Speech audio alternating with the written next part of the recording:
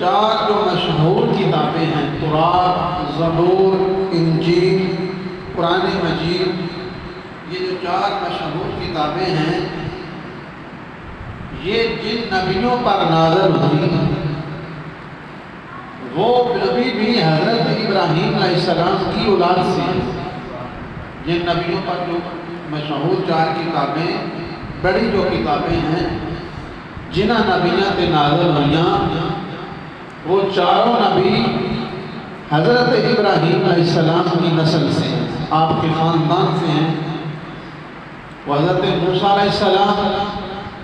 حضرت داؤد علیہ السلام اور حضرت زبور علیہ السلام اور ہمارے آقا کریم صلی اللہ علیہ وآلہ وسلم، یہ چاروں نبی ان پر کتابیں آسمانی نازل ہوئی، یہ چاروں حضرت ابراہیم علیہ السلام کی اولاد میں سے ہیں۔ تو پھر حضرت ابراہیم علیہ السلام کو یہ بھی ایک مقام، ایک فضیلت ہے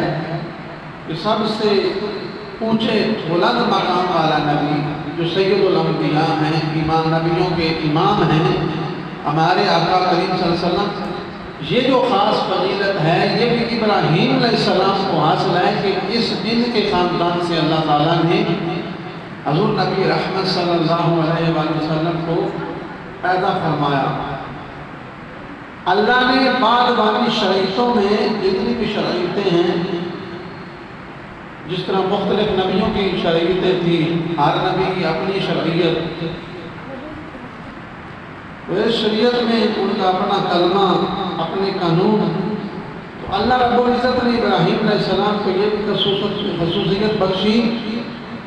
کہ بعد جو دوسرے نبی ہیں آپ کے بعد آنے والے، ان کی شریعت میں آپ کے احکام جو ہیں، آپ کے جو عمل ہیں، اللہ نے ان کو بھی سنت بنا دیا، ان کو بھی سنت بنا دیا۔ بعد میں آنے والی جو انبیاء کی قومیں ہیں ان کے لیے حضرت ابراہیم علیہ السلام کے جو عمل تھے ان کے لیے بھی سنت بنا دیا۔ ابراہیم علیہ السلام کی ان سنتوں کو اللہ نے بعد والی قوموں میں بھی زندہ رکھا۔